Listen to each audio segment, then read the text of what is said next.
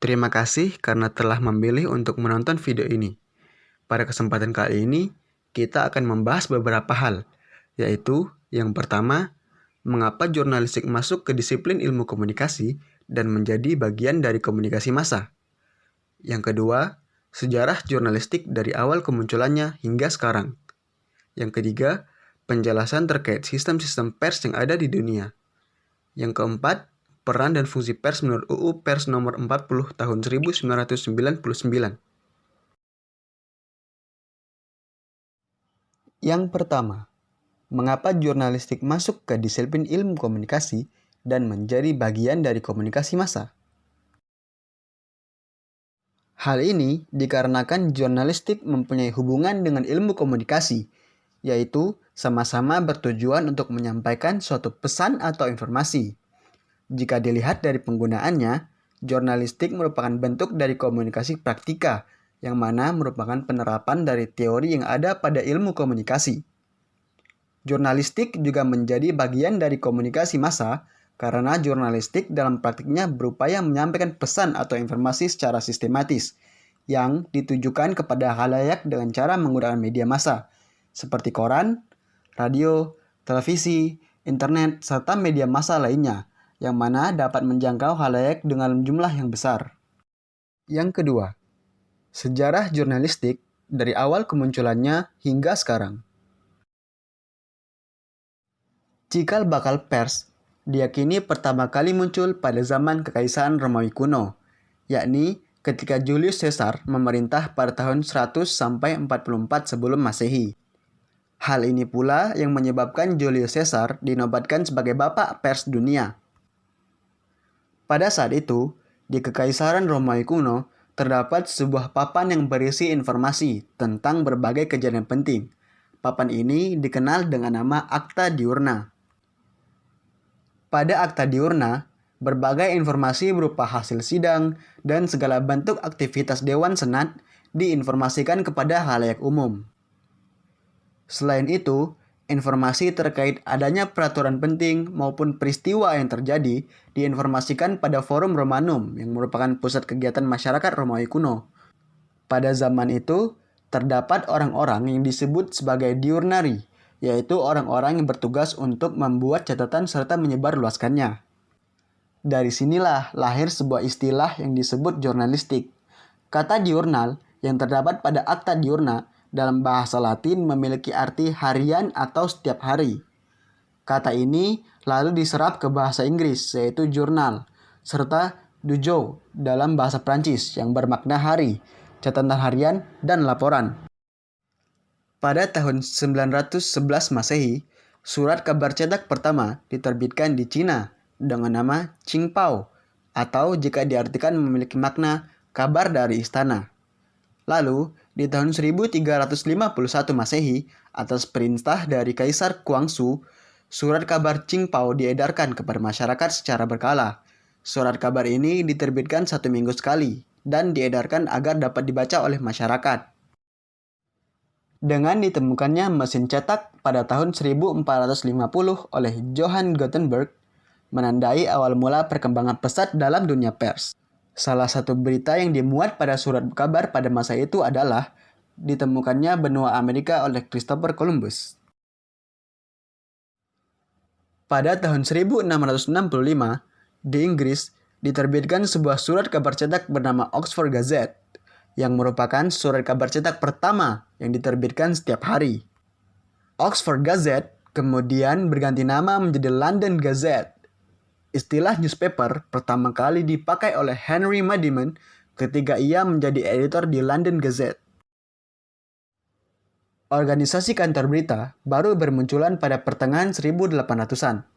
Kantor-kantor berita ini berperan sebagai pihak yang mengumpulkan berita maupun tulisan, yang kemudian disebarkan ke penerbit-penerbit surat kabar maupun majalah.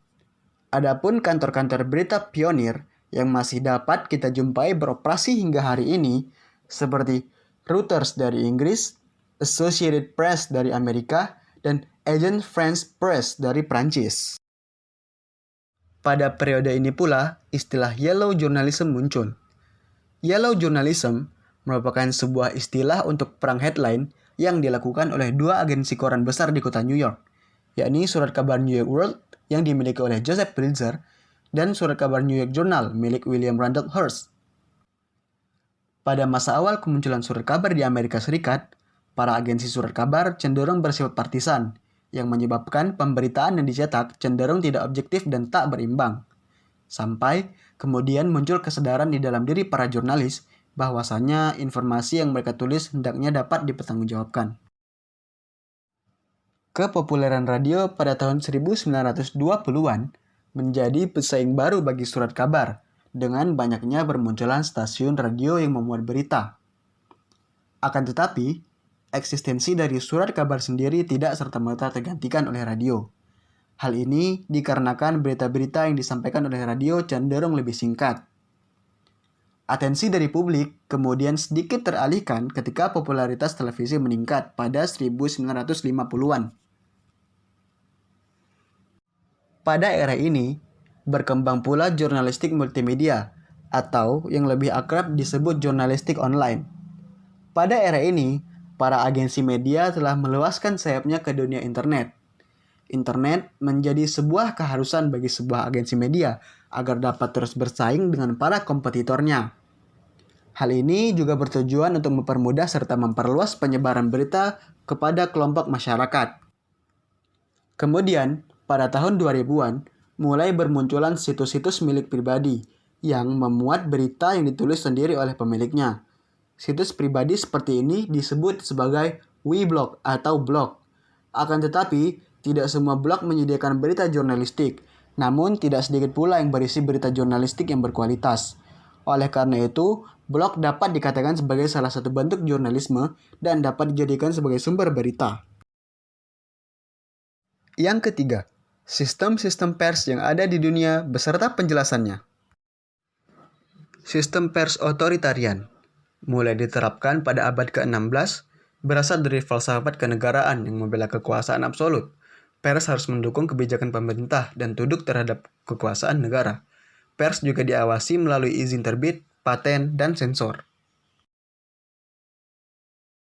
Yang kedua, sistem pers demokrasi. Pada negara-negara dengan ideologi liberal, pers merupakan kebebasan mutlak, sehingga pers dapat berkembang dengan baik. Kebebasan pers merupakan sesuatu yang sangat dijamin oleh negara. Karena itu, pers dapat berkembang dengan pesat. Bahkan seorang jurnalis dapat membuat suatu berita yang berbeda dengan kepentingan pemerintah maupun masyarakat.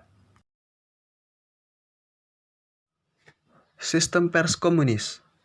Sistem pers di negara komunis merupakan representasi dari ideologi komunis itu sendiri, di mana pers merupakan sesuatu yang dikuasai secara mutlak oleh negara.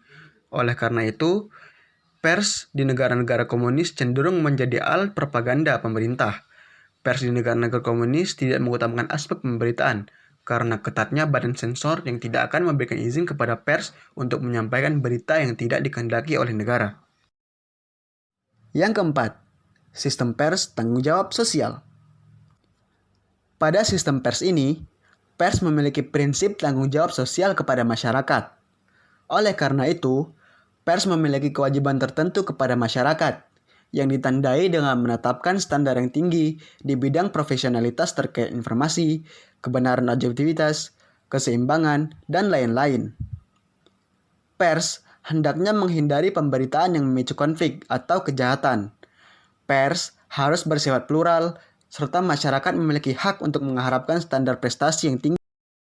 Menurut Undang-Undang Nomor 40 Tahun 1999, dikatakan bahwa pers nasional sebagai wahana komunikasi massa, penyebar informasi, dan pembentuk opini harus dapat melaksanakan asas, fungsi, hak, kewajiban, dan perannya dengan sebaik-baiknya berdasarkan kemerdekaan pers yang profesional, sehingga harus mendapat jaminan dan perlindungan hukum, serta bebas dari campur tangan dan paksaan dari manapun. Adapun fungsi pers menurut Undang-Undang Nomor 40 Tahun 1999 yang tertuang dalam pasal 3, yaitu A. Sebagai media informasi, B. Sebagai media pendidikan, C. Sebagai media hiburan, D. Sebagai media kontrol sosial, dan E. Sebagai lembaga ekonomi. Kemudian peran pers nasional yang tertuang pada pasal 6 Undang-Undang Nomor 40 Tahun 1999, yaitu A. Memenuhi hak masyarakat untuk mengetahui, B. Menegakkan nilai-nilai dasar demokrasi, mendorong terwujudnya supremasi hukum, dan hak asasi manusia, serta menghormati kebinekaan. C. Mengembangkan pendapat umum berdasarkan informasi yang tepat, akurat, dan benar. D. Melakukan pengawasan, kritik, koreksi, dan saran terhadap hal-hal yang berkaitan dengan kepentingan umum. E. Memperjuangkan keadilan dan kebenaran.